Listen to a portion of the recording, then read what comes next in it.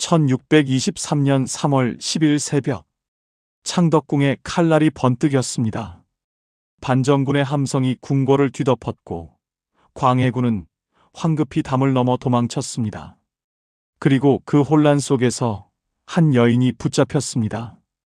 반정군은 그녀를 보자마자 칼을 빼들었습니다. 망설임도 없었습니다. 김계시를 처형하라.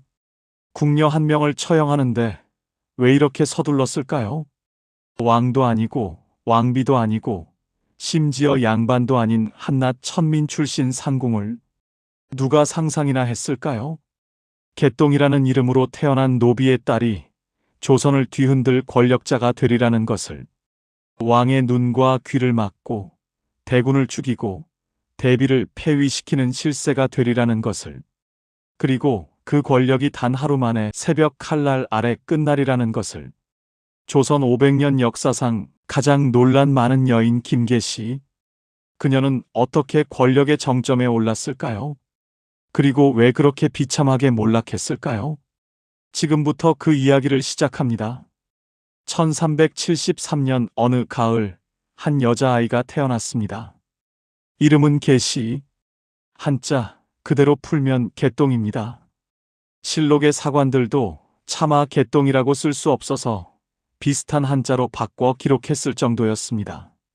이름이 말해주듯 그녀는 조선에서 가장 밑바닥 계층인 천민, 노비의 딸이었습니다. 당시 조선에서 노비의 딸에게 허락된 미래는 많지 않았습니다. 평생 누군가의 종으로 살거나 운이 좋으면 궁녀가 되는 것. 하지만 김계시는 달랐습니다. 그녀는 여자로 천민으로 태어났지만 한 가지를 포기하지 않았습니다. 바로 글을 배우는 것이었습니다. 당시 여성들, 특히 천민 여성들은 거의 글을 배우지 못했습니다. 배울 필요도 배울 기회도 없었으니까요. 하지만 김계시는 문자를 익혔습니다. 그것은 단순한 호기심이 아니었습니다. 출세하고 싶었던 겁니다. 이 신분제의 벽을 넘고 싶었던 겁니다.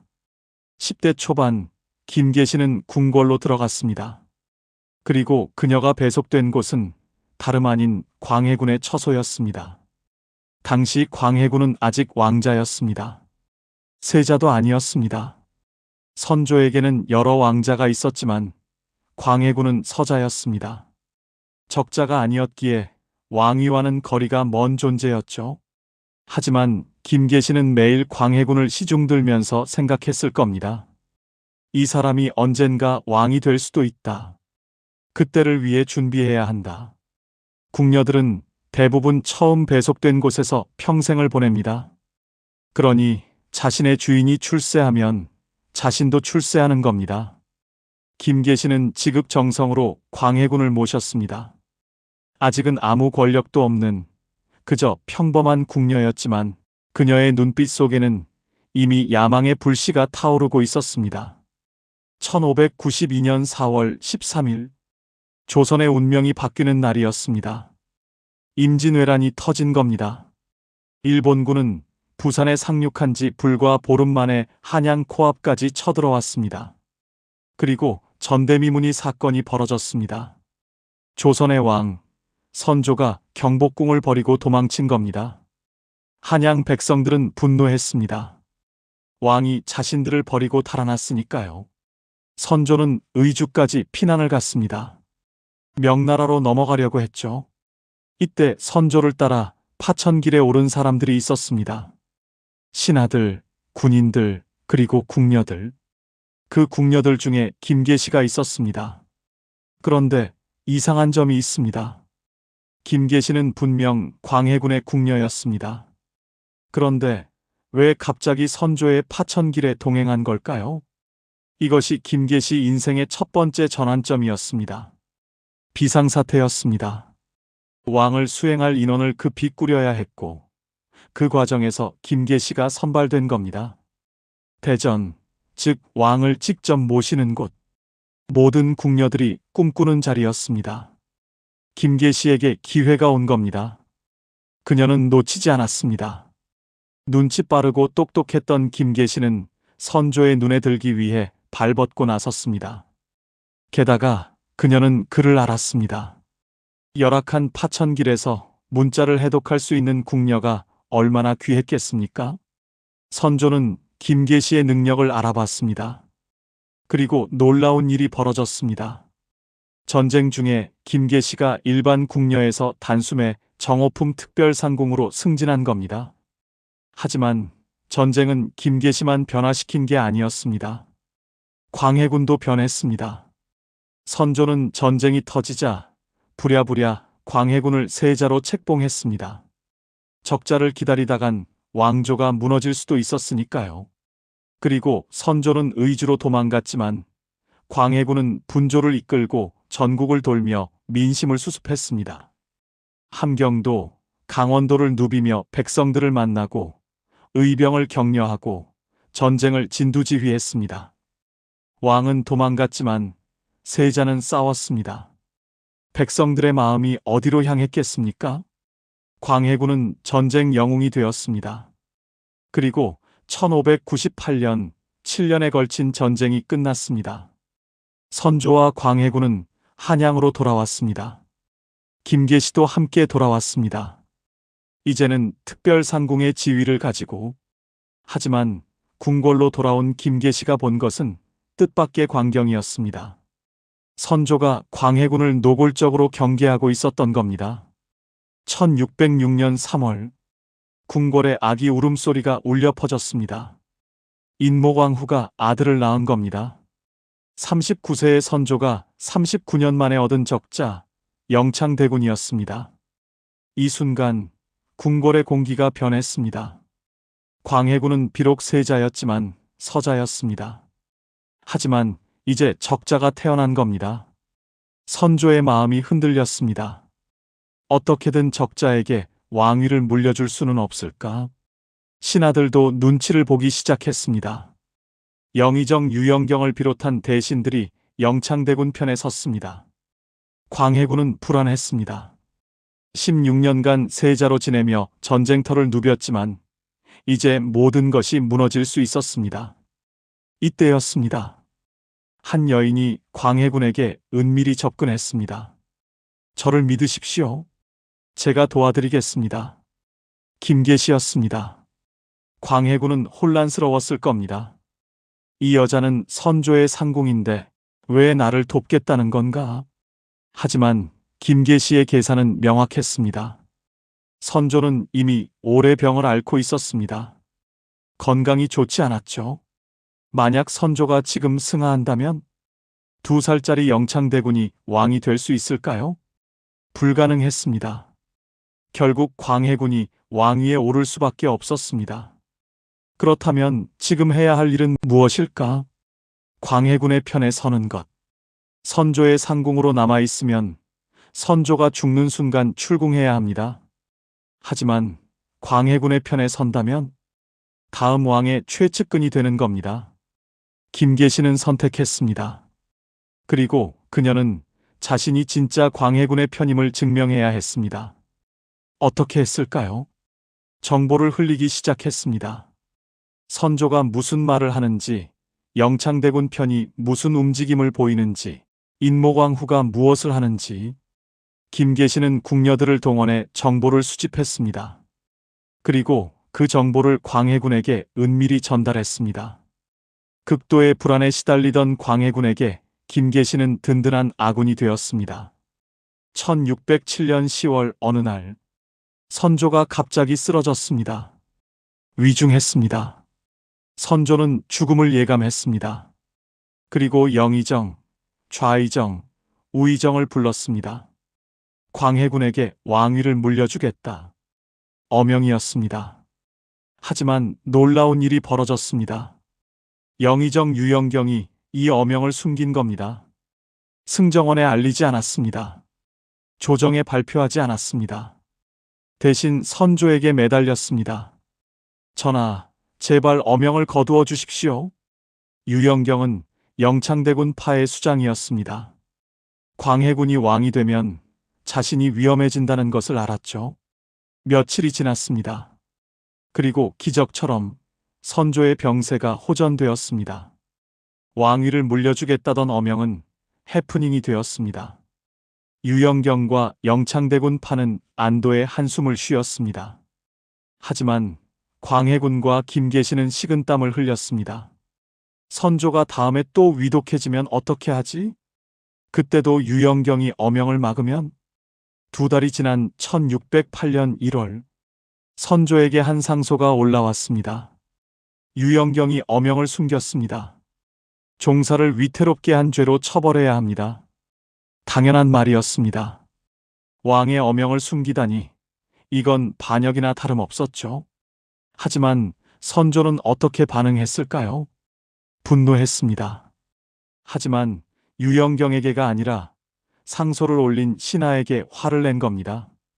감히 세자가 왕위를 받아야 했다는 것이냐?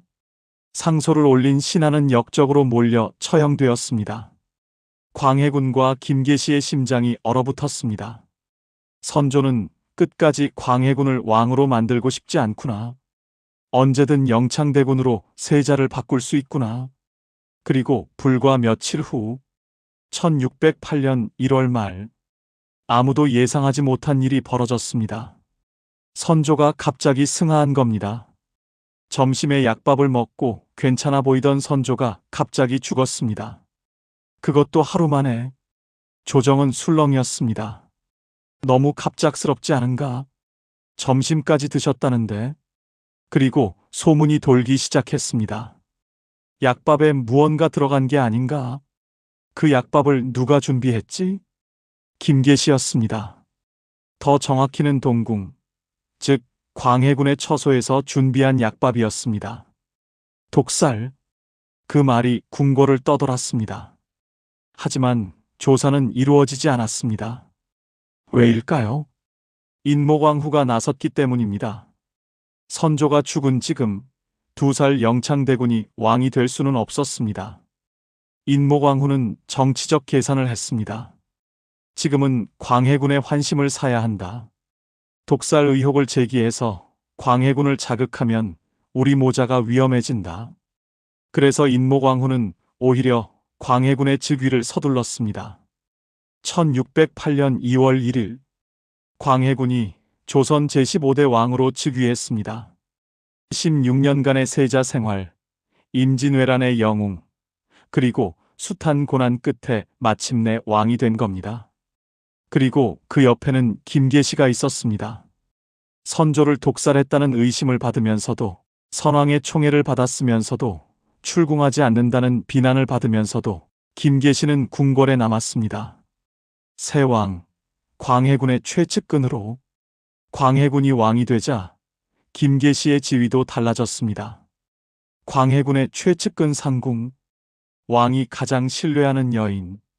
하지만 사람들은 의아해했습니다. 궁녀가 왕의 총애를 받으면 보통 어떻게 될까요? 후궁이 되는 겁니다. 승은을 입고 후궁에 책봉되고 왕실 가문의 일원이 되는 것.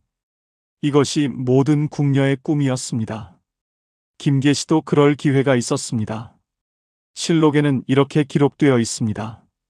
왕비를 통하여 잠자리를 모실 수 있었는데 비방으로 갑자기 사랑을 얻었다. 김계시는 광해군의 잠자리를 모셨습니다. 중전의 허락을 받아서 말이죠. 그리고 비밀스러운 방법으로 광해군의 마음을 사로잡았습니다. 외모 때문은 아니었습니다. 실록 사관은 이렇게 썼습니다. 나이가 차서도 용모가 아름답지 않았다. 성인이 되어서도 예쁘지 않았다는 뜻입니다. 그렇다면 무엇으로 광해군을 사로잡았을까요? 아마도 심리적 유대였을 것입니다. 세자 시절부터 광해군의 불안을 가장 잘 아는 사람, 정보를 제공하고 조언을 하고 위로를 해주던 사람. 광해군에게 김계시는 단순한 여자가 아니었습니다.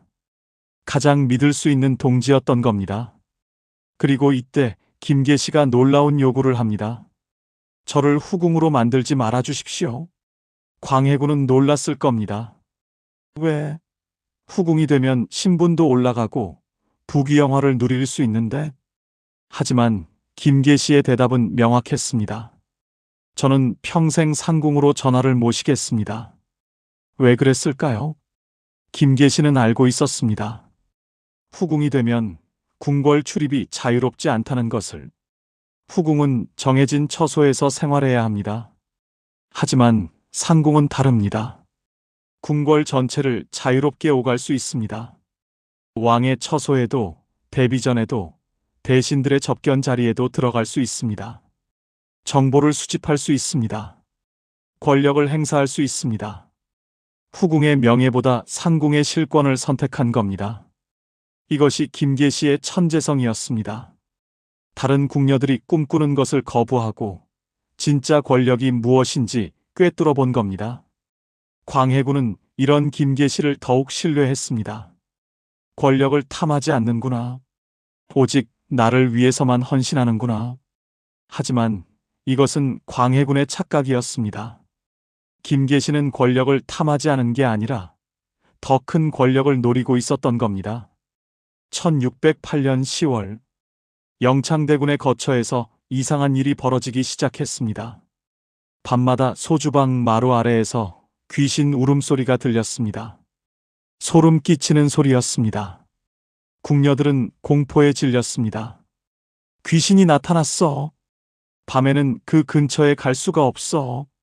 며칠이 지나도 귀신 소리는 계속되었습니다. 도대체 무슨 일이었을까요? 개축일기라는 궁녀의 일기에 진실이 적혀 있습니다. 김계시가 기회를 틈타 영창대군을 죽이려 했으나 뜻을 이루지 못하고 저주물을 걸어두고 갔다. 귀신은 없었습니다. 김계시가 미리 포섭한 궁녀들을 시켜서 귀신 소리를 낸 겁니다. 공포 분위기를 조성하기 위해서였습니다. 김계시는 일찍부터 인목대비전과 영창대군 처소의 궁녀들을 포섭하고 있었습니다. 인목대비를 싫어하는 궁녀들, 출궁하고 싶어하는 궁녀들, 그들에게 접근해서 원하는 것을 들어준다고 유혹한 겁니다. 그리고 요구했습니다. 인목대비와 영창대군의 일거수일투족을 감시하라. 먹는 것, 입는 것, 만나는 사람, 모든 것을 보고하라. CCTV처럼 감시당하고 있었던 겁니다. 그렇게 귀신 소리로 영창대군 처소를 공포에 몰아넣더니 얼마 후 또 다른 사건이 터졌습니다. 불이야. 인목대비전에 불이 난 겁니다. 다행히 궁녀들이 빨리 발견해서 크게 번지지는 않았습니다. 하지만 인목대비와 궁녀들은 공포에 떨었습니다. 그리고 그 배후에 김계시가 있다는 것을 다들 알고 있었습니다. 하지만 아무도 김계시를 처벌할 수 없었습니다. 왜일까요? 인목대비는 왕실의 큰 어른이었습니다. 김계시는 한낱 상궁이었습니다. 신분으로만 따지면 인목대비가 압도적으로 위였죠. 하지만 김계시를 건드린다는 것은 곧 광해군을 건드린다는 뜻이었습니다. 명확한 증거도 없는데 왕이 총애하는 상궁을 탄핵한다? 그것은 왕에 대한 공격으로 여겨질 수 있었습니다. 인목대비는 속수무책으로 당할 수밖에 없었습니다. 그리고 김계시는 점점 더 대담해졌습니다. 1613년 4월 문경세제에서 강도 사건이 발생했습니다. 은을 운반하던 상인이 습격당해 살해된 겁니다. 단순한 강도 사건처럼 보였습니다. 하지만 이 사건은 조선을 뒤흔드는 거대한 폭풍이 되었습니다. 범인 박응서가 체포되었습니다. 그리고 옥중에서 갑자기 충격적인 고백을 했습니다. 이것은 단순한 강도가 아니었습니다. 영모를 위한 자금이었습니다. 누구를 왕으로 세우려고 했나? 영창대군입니다. 조정이 발칵 뒤집혔습니다. 영창대군을 왕으로 세우려는 영모라니. 광해군은 진노했습니다. 직접 추궁에 나섰습니다. 고문이 시작되었습니다. 그리고 점점 더 많은 이름이 나왔습니다. 영창대군의 외할아버지 김제남, 인목대비의 아버지였습니다. 영모의 주모자가 김제남이다. 김제남은 결백을 주장했습니다. 나는 아무것도 모른다. 이것은 누명이다. 하지만 광해군은 계속 신문을 진행했습니다. 사실 이 모든 것은 조작이었습니다. 박응서는 거짓 자백을 한 겁니다. 누구의 사주를 받았을까요? 바로 이첨이었습니다. 예조 판서에 오른 광해군 정권의 핵심 인물이었습니다. 이첨은 영창대군 세력을 제거하고 싶었습니다. 그런데 마침 은상강도 사건이 터진 겁니다. 이것을 영모 사건으로 만들면 되겠구나. 이첨이 이렇게 움직일 때 그 옆에서 미소 짓는 사람이 있었습니다. 김계시였습니다. 김계시와 이첨은 끈끈한 동맹이었습니다. 목표가 같았으니까요. 영창대군과 인목대비 그 세력을 완전히 제거하는 것. 옥사가 커질수록 김계시의 미소는 깊어졌습니다. 김제남에게 사약이 내려졌습니다. 인목대비의 어머니는 유배되었습니다. 남자 형제들은 고문당하다 죽었습니다. 인목대비의 집안이 풍비박산 난 겁니다. 그리고 다음 차례는 8살 영창대군이었습니다. 광해군은 고민했습니다. 8살 아이를 어떻게 하지? 신하들은 영창대군을 폐서인시켜야 한다고 주장했습니다. 왕족의 신분을 박탈하고 서민으로 만들라는 겁니다. 광해군은 결국 영창대군을 강화도 교동으로 유배 보냈습니다. 아직 어린아이니까 유배만 시키면 되겠지. 상황이 정리되는가 싶었습니다. 그런데 어느 날 김계시가 광해군에게 편지 한 통을 건넸습니다. 광해군이 편지를 읽는 순간 손이 부들부들 떨렸습니다. 영창대군을 잘 길러뒀다가 명나라 장수가 와서 문을 열면 고이 모셔오라. 명나라를 끌어들여 반란을 일으키겠다는 내용이었습니다.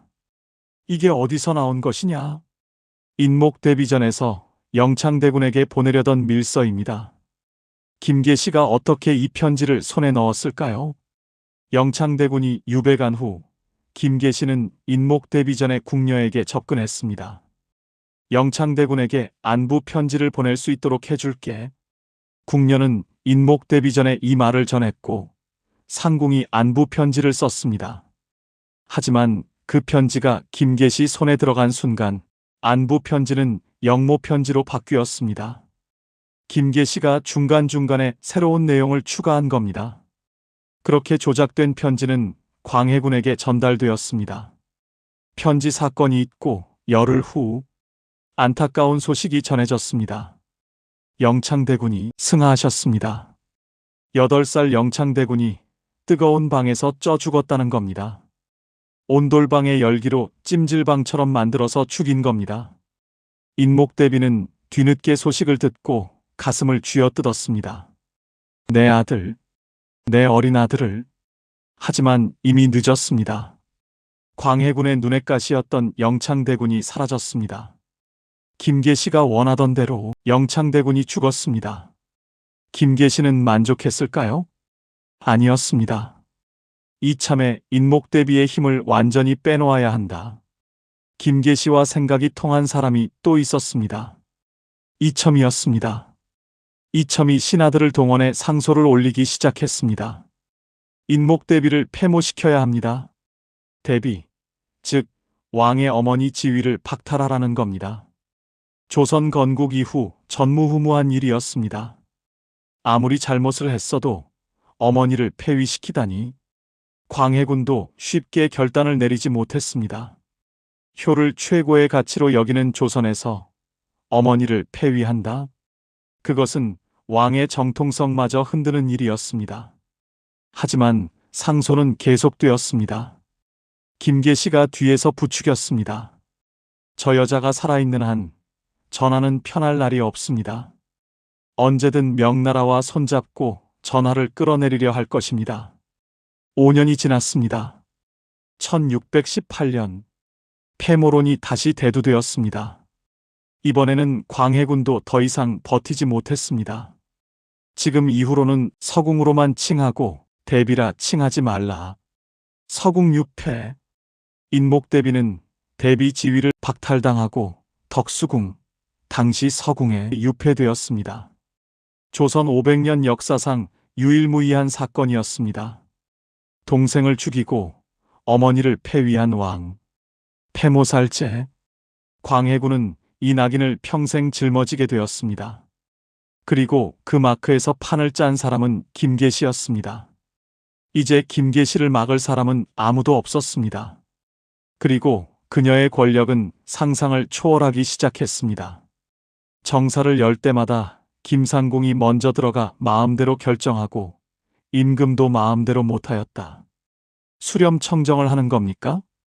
궁녀가 국정에 관여한다? 명백한 월권이었습니다. 신분을 완전히 벗어난 행동이었습니다. 하지만 광해군은 말리지 않았습니다. 김계시가 하는 대로 보고만 있었습니다. 왜일까요? 광해군은 김계시에게 완전히 의존하고 있었습니다. 심리적으로 종속된 겁니다. 김계시가 없으면 나는 불안하다. 김계시가 알아서 해줄 것이다. 그렇게 김계시는 사실상 왕 위에 군림했습니다. 그리고 그녀가 한 일은 무엇이었을까요? 매관매직. 관직을 돈을 받고 파는 겁니다. 사람들은 김계시가 광해군의 최측근이라는 것을 알았습니다. 출세하려면 김계시에게 줄을 대야 합니다. 금은보화가 김계시에게 몰려들었습니다. 김계시는 뇌물을 받고 광해군에게 그 사람을 추천했습니다. 전하, 이 사람은 능력이 있습니다. 광해군은 김계시의 말을 믿고 관직을 주었습니다. 더 놀라운 일도 있었습니다. 김계시 앞에 여자들이 무릎을 꿇고 있었습니다. 누구였을까요? 광해군의 후궁들이었습니다. 후궁이 상궁에게 뇌물을 바치는 기괴한 상황이 벌어진 겁니다. 왜 그랬을까요? 김계시가 광해군의 동침 순서까지 결정했기 때문입니다. 김계시에게 재물을 많이 바칠수록 광해군과 잠자리를 할 기회가 많아졌습니다. 한낱 궁녀였던 김계시가 중전에 버금가는 위세를 떨쳤습니다. 세상을 다 가진 듯 기고만장해진 김계시. 하지만 그녀는 한 가지를 잊고 있었습니다. 권력은 영원하지 않다는 것을. 그리고 너무 높이 올라간 사람은 떨어질 때 더 크게 다친다는 것을. 1622년 12월 신하들이 광해군에게 경고했습니다. 이귀와 김자점이 음모를 꾸미고 있습니다. 대비하셔야 합니다. 이귀와 김자점. 한때 광해군과 일했지만 지금은 소외된 인물들이었습니다. 신하들은 이들이 인목대비 편에 서서 역모를 준비한다는 첩보가 있다고 했습니다. 과거의 광해군이었다면 어땠을까요? 즉각 나서서 신문하고 뿌리 뽑으려 했을 겁니다. 실제로 영창대군 사건 때 그랬으니까요. 하지만 이번에는 달랐습니다. 떠도는 소문으로 옥사를 일으킬 수는 없다. 광해군이 무시한 겁니다. 왜 그랬을까요? 연려실 기술의 기록이 있습니다. 이 역모 고변을 들었을 때 누군가 광해군 옆에서 속삭였습니다. 가소롭습니다. 김자점은 충성스러운 선비에 불과한데 무슨 권력이 있어서 역모를 모의하겠습니까? 광해군은 이 말을 믿고 안심했습니다. 이렇게 속삭인 사람이 누구였을까요? 김계시였습니다. 사실 김자점은 김계시와 개인적 친분이 있었습니다. 김계시는 김자점이 역모를 일으킬 리 없다고 판단했습니다. 그래서 광해군에게 무시해도 된다고 말한 겁니다. 하지만 이것은 치명적인 실수였습니다. 1623년 3월 10일 밤 광해군은 후궁들과 함께 잔치를 즐기고 있었습니다. 평화로운 밤이었습니다. 그런데 갑자기 반란이다. 군사들이 쳐들어온다. 광해군은 황급히 내시 등에 업혀 궁궐담을 넘어 도망쳤습니다. 조선의 왕이 궁궐담을 넘어 도망친 초유의 사태였습니다. 누가 반란을 일으켰을까요? 이귀, 김자점, 그리고 능양군이었습니다. 김계시가 역모를 일으킬 리 없다고 했던 바로 그 사람들이었습니다. 반정군은 새벽에 1000여 명의 군사로 창덕궁을 장악했습니다. 광해군은 붙잡혔습니다. 그리고 능양군이 새왕, 인조로 즉위했습니다. 인조 반정이었습니다. 그렇다면 김계시는 어떻게 되었을까요? 반정 당일 김계시는 즉시 붙잡혔습니다. 그리고 재판도 조사도 없이 바로 처형되었습니다. 왜 이렇게 서둘렀을까요? 반정 세력 뒤에 누가 있었는지 생각해 보십시오. 인목대비였습니다. 서궁에 유폐되어 있던 인목대비. 반정 세력은 인목대비의 승인을 받아 반란이 아닌 정당한 거사라고 명분을 얻었습니다. 그리고 인목대비가 가장 원한 것이 무엇이었겠습니까? 김계시의 죽음이었습니다. 아들을 죽인 여자, 자신을 폐위시킨 여자, 가문을 풍비박산낸 여자, 인목대비의 한을 풀어주기 위해 반정 세력은 김계시를 즉각 처형했습니다. 1623년 3월 10일 새벽, 한때 나는 새도 떨어뜨릴 권력을 가졌던 김계시, 왕의 눈과 귀를 막고 국정을 좌지우지하던 여인, 칼날 아래 쓰러졌습니다. 50년 인생이었습니다. 천민으로 태어나 권력의 정점에 올랐다가 단 하루 만에 처형당한 비극적 생애였습니다. 김계시는 반정 세력과 연결되어 있었을까요? 일부 기록은 그렇다고 말합니다. 김계시가 이미 반란이 일어날 것을 알고 있었고 자신의 살 길을 모색했다고. 반란이 일어나더라도 내가 광해군의 눈과 귀를 막아줬으니 나를 죽이지는 않겠지. 하지만 그것은 착각이었습니다. 반정 세력에게 김계시는 제1순위 제거 대상이었습니다. 다른 기록은 김계시가 아무것도 몰랐다고 말합니다. 김자점을 믿었기에 반란이 일어날 거라고 생각조차 하지 않았다고. 어느 쪽이든 결과는 같았습니다. 김계시의 속삭임이 광해군의 눈과 귀를 막았고 그것이 광해군의 폐위로 이어졌습니다. 의도가 무엇이었든 김계시는 광해군 몰락의 결정적 원인 중 하나였습니다. 김계시의 이야기는 무엇을 말해줄까요? 천민도 권력을 잡을 수 있다는 희망일까요? 아니면 권력은 결국 파멸을 부른다는 경고일까요?